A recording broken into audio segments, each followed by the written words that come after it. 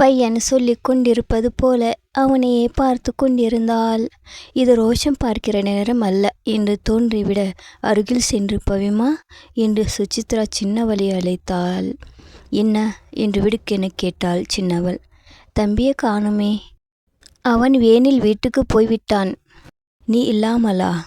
எனக்கு record book வேலை இருப்பதாக சொல்லி அவனை மட்டும் அனுப்பிவிட்டேன் என்றாள் அவள் சர்வசாதாரணமாக.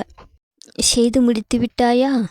இருந்தால் தானே செய்வதற்கு என்று ஏளனமாக சிரித்தாள் சிறுமி. உன்னை பார்த்து யாரும் சிரிக்கும்படி ஆகிவிடக் கூடாதே என்று உள்ளூர எண்ணியபடி பையனை பார்வையால் காட்டி யார் என்று கேட்டாள் சுசித்ரா. அந்த பையனுக்கு என்ன தோன்றியதோ, எழுந்து நாளை சந்திக்கலாம், பாய் பவித்ரா என்று விட்டு அருகில் கீழே கிடந்த புத்தக பையை தூக்கி மாட்டிக்கொண்டு கிளம்பிவிட்டான். சத் என்று சலித்த கால்களோடு செல்வதை பார்த்த பவித்ரா ஆத்திரத்துடன் மற்றவளிடம் திரும்பினாள். அவன் யாராக இருந்தால் உங்களுக்கு என்ன? அதை நீங்கள் என்ன கேட்பது என்று கோபமாக கேட்டாள். என்னம்மா பவி,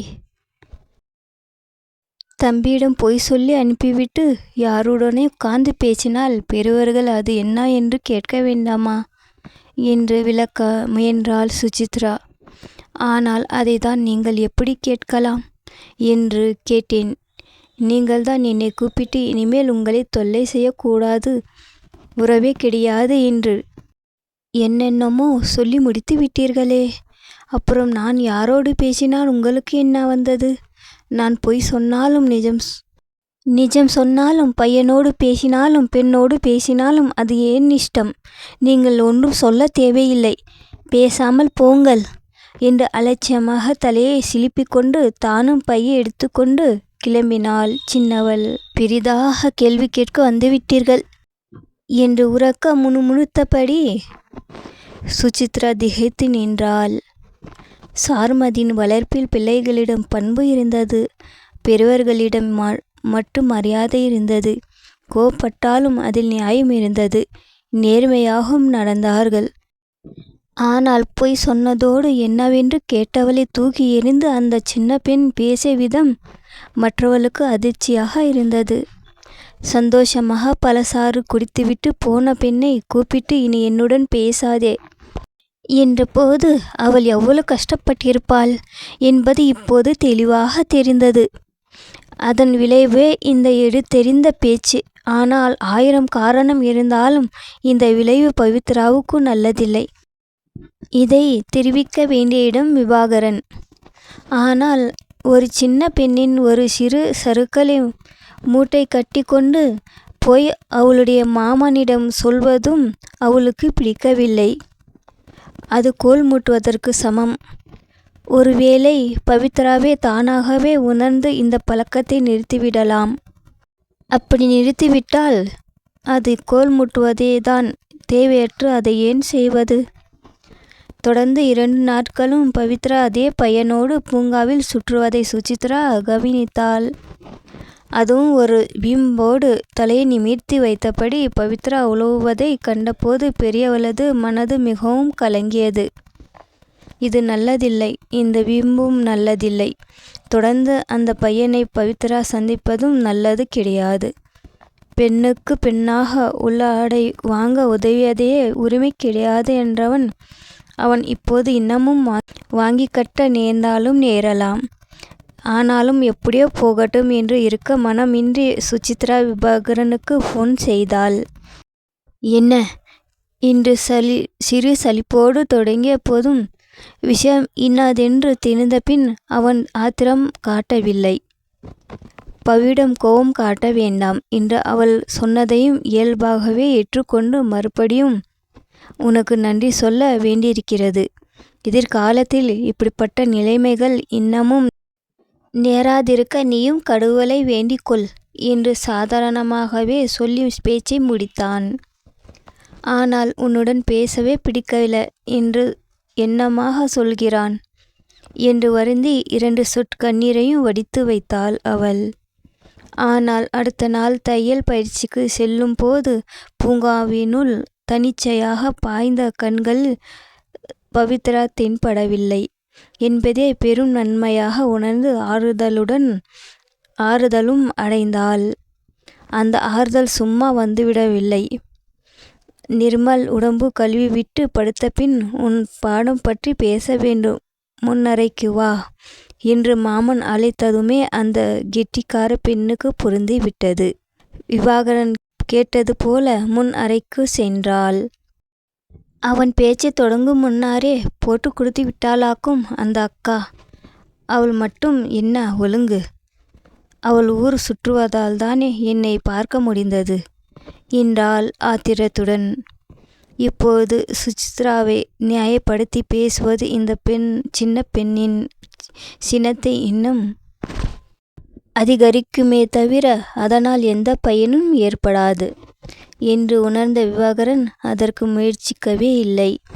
மாறாக, அந்த அக்கா எப்படி போனால் நமக்கு என்னம்மா, நம்மை மட்டும் நாம் பார்ப்போமே. நீ இப்படி பள்ளியிலிருந்து வீட்டுக்கு வராமல் வெளியே சுற்றுவது தப்புதானே.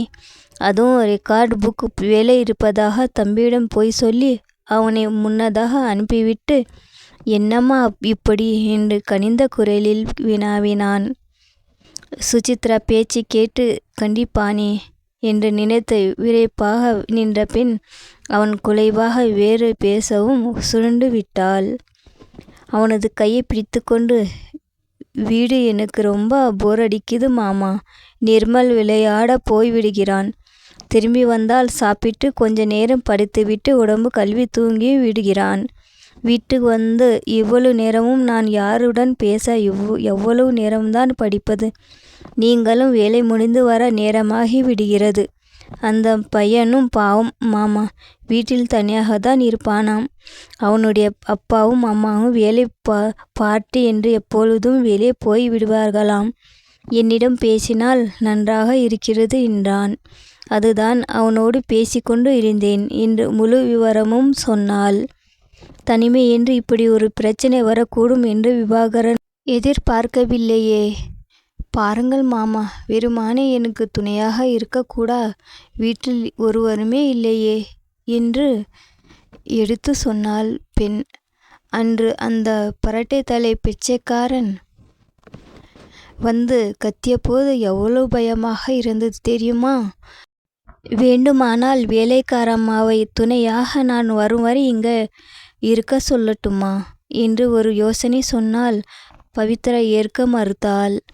வேலைக்காரியிடம் எல்லாம் ரொம்ப பேசக்கூடாது என்று அம்மா சொல்வார்களே, நாம் பேசியதை அவர்கள் வேலை செய்யும் எல்லா வீட்டிலும் சொல்வார்களாம். அவர்களை பொறுத்தவரை சம்பளம் தருகிற எல்லா வீடும் ஒன்றுதானே என்பார்களே என்று காரணமும் கூறினாள். தமங்கையின் இழப்பு மற்ற எப்போதையும் விட அதிகமாக அப்போது விவாகரனை தாக்கியது.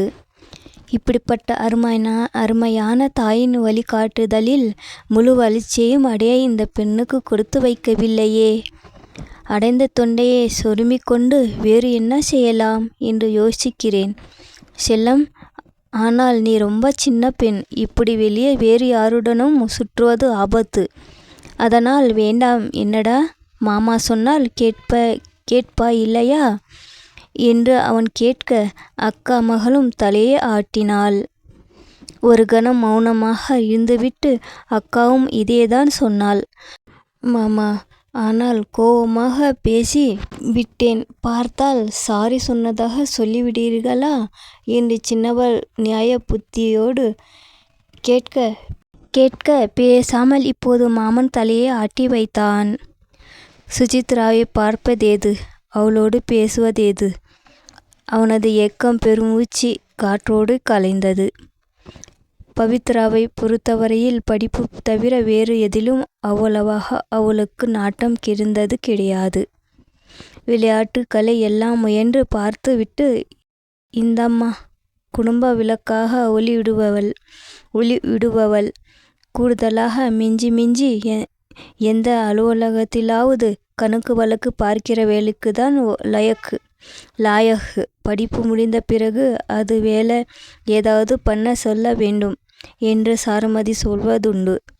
எனவே இப்போது கட்டாயப்படுத்தி வேறு எதிலாவது சேர்ப்பது விபாகரனுக்கு சரியாக படவில்லை. அதனால் பயன் இருக்கும் என்று தோன்றவில்லை. அவளது இப்போதைய தேவை வீட்டில் ஒரு பெண்ணின் துணை. அத்தை, பாட்டி என்று உறவில் யாரேனும் பெரியவர்கள் தனி ஆளாய் இருந்தால் இங்கே கூட்டி வந்து கூட வைத்து கொள்ளலாமே என்று ஒரு தரம் அவனுக்கு தோன்றியது. ரொம்ப தீவிரமாக அது போன்ற உறவுகளை மனக்கண் முன்னே கொண்டு வந்து ஆராய்ந்தான். கதை முடிந்தது. இதே கதை தொடரும். சப்ஸ்கிரைப், லைக், ஷேர், சப்போர்ட் பண்ணுங்க. தேங்க்யூ ஃபார் வாட்சிங்.